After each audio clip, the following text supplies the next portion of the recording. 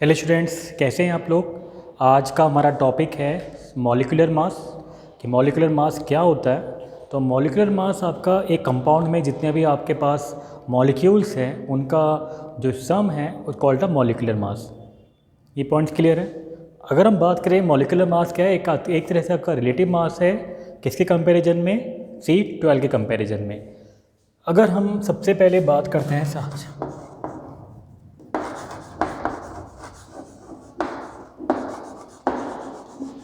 Molecular mass, जैसे हमें निकालना है CO2 का मास निकालना है, ठीक है, CO2 का मास निकालना है। तो हमें पता है कि कार्बन का जो मास होता है इट मास 12 होता है प्लस 2 इंटू 16 कितना हो गया 44 U के हो गया, ठीक है।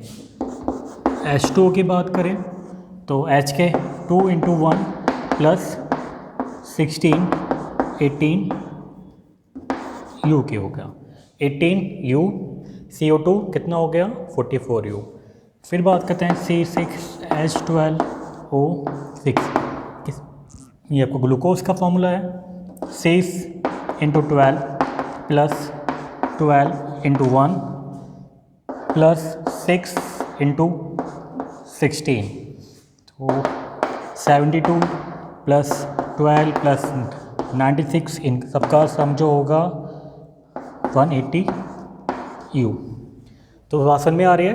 मॉलिक्यूलर मास जितना भी आपके पास कंपाउंड है, कंपाउंड में जितने भी आपके पास मॉलिक्यूल्स हैं उसको आप बोलते हैं आपका मॉलिक्यूलर मास।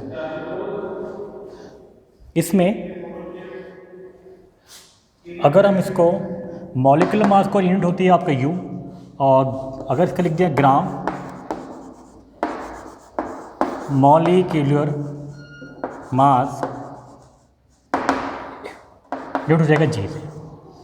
ये बात समझ में आ रही है। अगर हम बोलेंगे मॉलिक्यूलर मास तो CO2 का 44 U, अगर हम बोलेंगे ग्राम मॉलिक्यूलर मास तो U replace by the G, क्या हो जाएगा ये 44 G। केवल आपका एक यूनिट का रिप्लेसमेंट है, U का रिप्लेसमेंट क्या है आपका G है। ऐसी सेम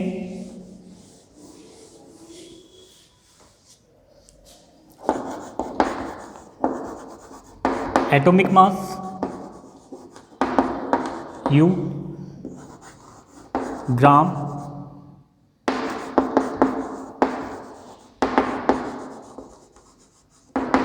इसको G, केवल क्या है आपका रिप्लेसमेंट है।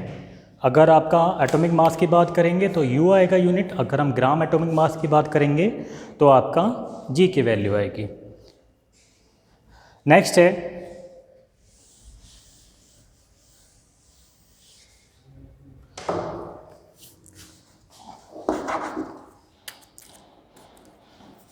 आपका मोलर एंड मोल। आपको पहले बता चुके हैं मोल क्या होता है। मोल एकदम फिक्स यूनिट है। ये आपकी कैसी यूनिट है, आपकी फिक्स यूनिट है। अगर हम बात करें हाइड्रोजन तो हाइड्रोजन कितना हो जाएगा, हाइड्रोजन एटम्स की बात करें, हाइड्रोजन एटम्स 1, ठीक है। यानी इसका हाइड्रोजन एटम की बात करेंगे तो एटॉमिक मास कितना हो गया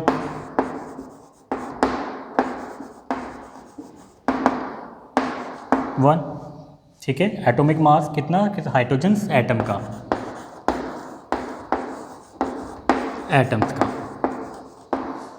हाइड्रोजन एटम्स का एटॉमिक मास कितना हो गया आपके पास, वैल्यू कितनी हो गई इसकी वैल्यू हो गई है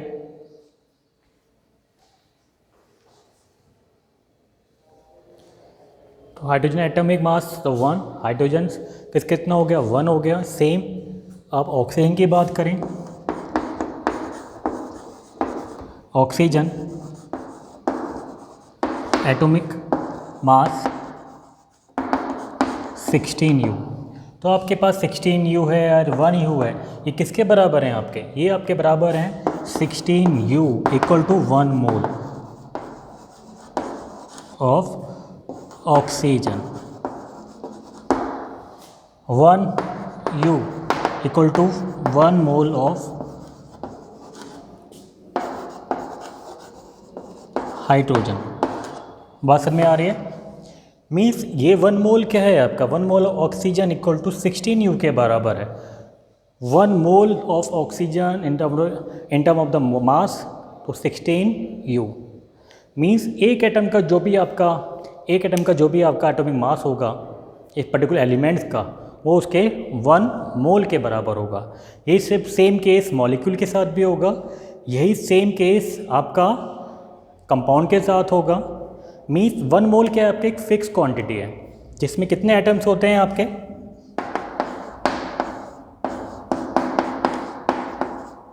3।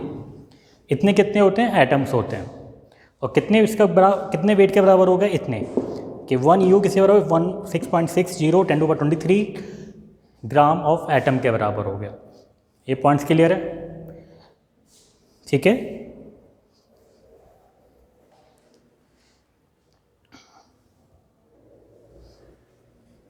इसके बाद बात करते हैं हम आपका इसको थोड़ा और एक्सप्लेन कर लेते हैं।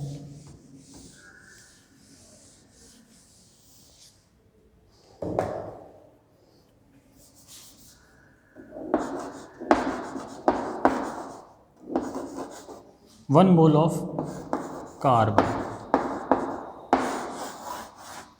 किसके बराबर हुआ,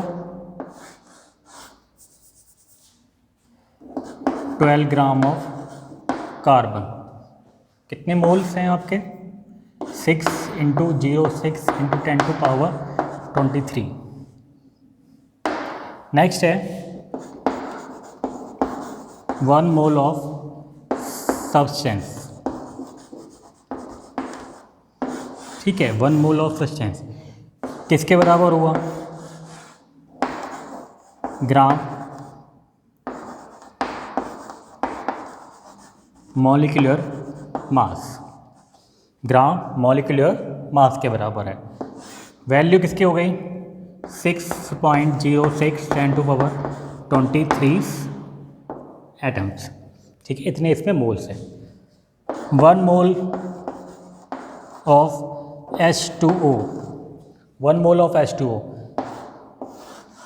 कितना हो गया, 18 ग्राम ऑफ H2O। किसके बराबर हुआ, 6.06 10⁻23 ऑफ H2O। दैट मीन्स अगर आप मोल्स सब्सटेंस की बात करेंगे तो सब्सटेंस के बराबर हो जाएगा, अगर आप किसी एटम्स की बात करेंगे तो इसके किसके बराबर,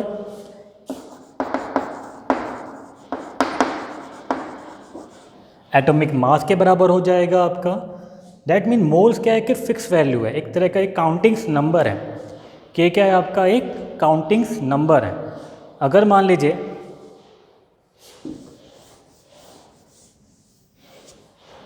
हमें आता है नंबर ऑफ मोल्स, कैसे फाइंड करेंगे,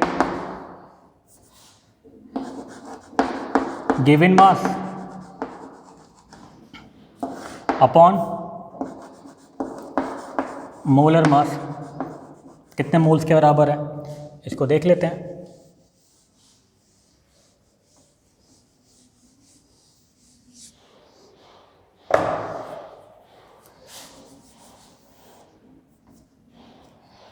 मान लीजिए गिवन मास कोई आपके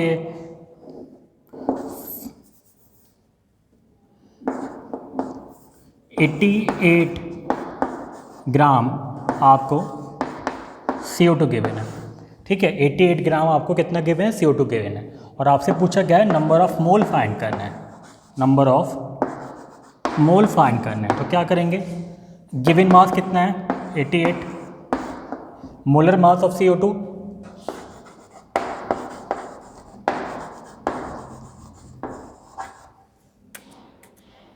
मास ऑफ CO2 कितना हो जाएगा, 12 + 16 × 2 44 ग्राम। क्या लिखेंगे, 44, given mass 44, molar mass 44, sorry given mass 88 और मोलर मास आपके पास है 44, कितना आ गया 2 मोल। ये 2 मोल के बराबर हो गया। बात समझ में आ रही है? इट मीन्स मोल क्या है आपका, उस सब्सटेंस का एटॉमिक मास के बराबर होगा या आपके पास गिवन मॉलिक्यूलर मास के बराबर होगा। ठीक है, अगर आपका नेक्स्ट पूछा जाता है कि 4 ग्राम हाइड्रोजन है तो गिवन मास कितना 4, ये कितना एक मोल के बराबर होता है, कितना 4 मोल के बराबर हो गया, 4 मोल। डैट मीन्स जो भी उसका गिवन मास होगा उसको उसके मोलर मास से आप डिवाइड कर दीजिए, आपके पास नंबर ऑफ मोल्स आ जाएंगे। यही पॉइंट्स क्लियर है कि नंबर ऑफ मोल कैसे निकालना है, तो given mass upon molar mass equal to number of moles. ठीक है, तो ये पॉइंट्स है आपका मोल्स फाइंड करने का। नेक्स्ट वीडियो में हम बात करेंगे किसी न्यूमेरिकल्स की बात करेंगे। इसमें न्यूमेरिकल्स है कि हम नंबर ऑफ मोल कैसे फाइंड करते हैं, नंबर ऑफ एटम कैसे फाइंड करते हैं अगर मोल्स गिवन होते हैं आपके। अगर मान लीजिए इसमें हमें एटम्स फाइंड करने हैं तो 1 मोल में कितने एटम्स हैं उसको 4 से मल्टीप्लाई कर दीजिए, आपके पास मॉलिक्यूल्स, एटम्स, आयंस सब कुछ निकाल सकते हैं आप। आयंस से भी फिक्स वैल्यू होती है, मोल एटम से फिक्स वैल्यू होती है और आपके मॉलिक्यूल्स में भी ये फिक्स वैल्यू होती है। ओके, तब तक के लिए बाय बाय, टेक केयर।